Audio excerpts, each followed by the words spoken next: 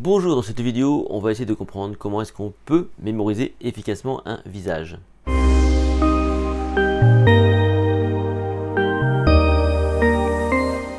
Et je vais commencer par une courte anecdote. Ça m'est arrivé dans une gare à Lyon-Part-Dieu pour être précis, où une personne m'accoste et elle me parle comme si on se connaissait depuis longtemps. À un moment donné, je l'arrête et je lui dis écoute, je suis vraiment désolé, je ne te remets pas. Et c'est toujours frustrant quand on est spécialiste de la mémoire. Et cette personne me dit mais qu'on se connaît par les réseaux sociaux, notamment par LinkedIn. Parce que c'est vrai que moi je poste souvent et qu'il y a toutes ces vidéos qui circulent.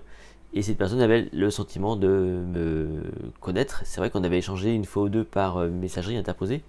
Mais bon, de là à la reconnaître comme ça dans un endroit improbable, il y avait quand même une marche. Donc ce qui est très intéressant, c'est qu'effectivement au quotidien, on est quand même tout le temps dans des rencontres, mais pas que physiques. On rencontre des gens aussi dans le virtuel, et ce qui veut dire que par rapport à autrefois, on a quand même beaucoup plus de problématiques liées au visage. Et on sait que c'est important parce qu'il y a une base sociale, si vous voulez. On sait très bien que reconnaître des gens, c'est fort, quoi, parce que les gens, ils adorent qu'on les reconnaisse. Donc il y a une base vraiment sociale par rapport à ça, qui fait que quand on peut la travailler ou l'optimiser, c'est toujours mieux. Et dans tout ça, il y a des personnes qui ont des vrais problèmes, qui s'apportent un nom. Ce sont des personnes qui souffrent de prosopagnosie. On va voir ce que c'est.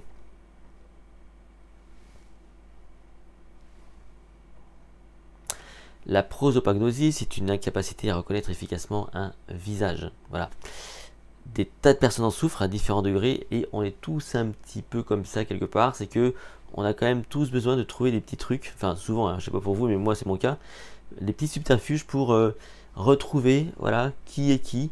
Comment est-ce que je vais la reconnaître la personne, ce qui fait que voilà, je vais la retrouver de tête. Donc on cherche des indices pour pouvoir donc retrouver de tête les personnes. Après, voilà, il y a des personnes qui, eux, souffrent vraiment de prosopagnosie de façon sévère, à tel point que pour eux, un visage, ça ressemble à ça, quoi, à rien. Il n'y a rien qui leur vient, et pour le coup, ils ont du mal, vraiment du mal à reconnaître les personnes qu'ils croisent. Même parfois, dans certains cas, donc très sévères, certaines personnes ne se reconnaissent même pas. C'est-à-dire qu'elles se voient dans le miroir, elles ne savent même pas. Elles ont du mal à se reconnaître. Elles savent que c'est elles parce qu'elles sont devant le miroir, mais elles s'étonnent de se revoir, vous voyez, donc c'est quand même, voilà. C'est quand même très gênant et très handicapant. Alors, quelle est l'explication derrière tout ça?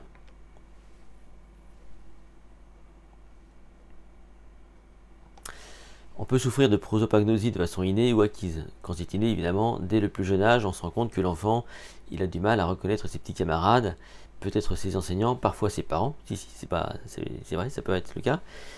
Et ça peut être vraiment handicapant. Ensuite, il peut y avoir donc la prosopagnosie acquise suite à une lésion cérébrale notamment, qui fait que là aussi, donc on a un problème notamment de reconnaissance. On parle de prosopagnosie, pardon, associative. Et c'est souvent ce qui se passe. C'est ce lien qu'on a du mal à faire entre les visages, les personnes, les contextes. Il faut bien comprendre qu'une personne, quand on l'a vue une seule fois dans un contexte, c'est quand même super compliqué de la retrouver ailleurs. Et moi, je rencontre beaucoup de monde, peut-être que vous c'est pareil, et il y a parfois une petite hantise, c'est de dire mais est-ce que je vais la reconnaître un jour, cette personne dans la rue? Il y a des grandes chances pour que ce ne soit pas le cas. Alors, on a essayé de se poser des questions par rapport à nos modes de fonctionnement aujourd'hui. Qu'est-ce qui favoriserait quand même la mémorisation d'un visage? Alors, on s'est demandé s'il y avait un lien entre la mémorisation et la rencontre physique. Du coup, on va prendre donc des groupes et on va les mettre face à différents challenges. Il y a trois challenges. La première, c'est qu'on va demander aux personnes, dans un premier temps, de trier des photos de célébrités, voilà, de trier celles qu'elles connaissent, celles qu'elles ne connaissent pas, voilà, donc juste avec des photos. Dans un deuxième exercice, on va leur présenter une émission de télévision avec des personnes plus ou moins connues. Et puis dans une troisième expérience, on va donc simuler une interaction avec deux personnes que les participants ne connaissent pas. Et qu'est-ce qu'on remarque en fait? Et bon, bah, lorsqu'on est en train de trier des photos, il n'y a pas d'activité cérébrale qui se met comme ça en route.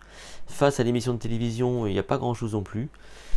C'est mieux, mais il n'y a pas grand chose non plus. Donc en fait, il n'y a pas d'activité en fait, hein. Au bout d'une demi-seconde, en fait, on remarque que rapidement, quand on est face à l'information, il se passe plus ou moins de choses. Et lorsqu'on est face à face avec donc des inconnus, donc lorsqu'il y a une vraie rencontre, là par contre, oui.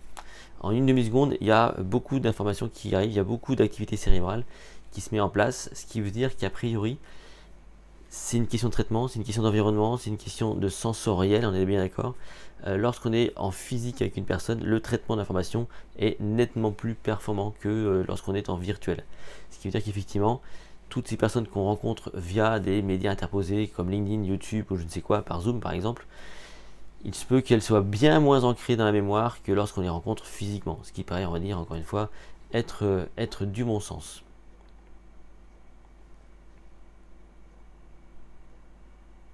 Quand vous voulez mémoriser un visage efficacement, idéalement, il faudrait anticiper l'idée que vous devriez la revoir dans un autre contexte.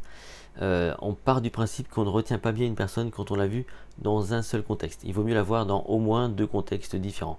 Si vous ne pouvez pas la voir dans 2 contextes différents, on peut essayer d'imaginer l'idée qu'on la reverrait dans un contexte différent.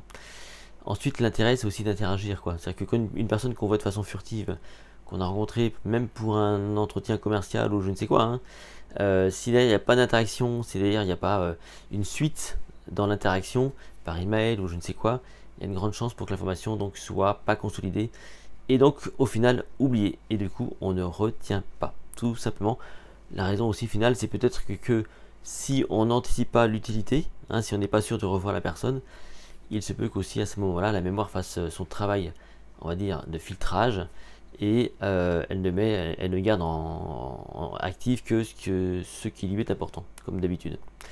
Si cette vidéo vous a plu, vous pouvez la liker, la partager, vous pouvez donc vous abonner à cette chaîne YouTube et me retrouver sur mon site https://les-secrets.com. On se retrouve très bientôt pour une nouvelle vidéo.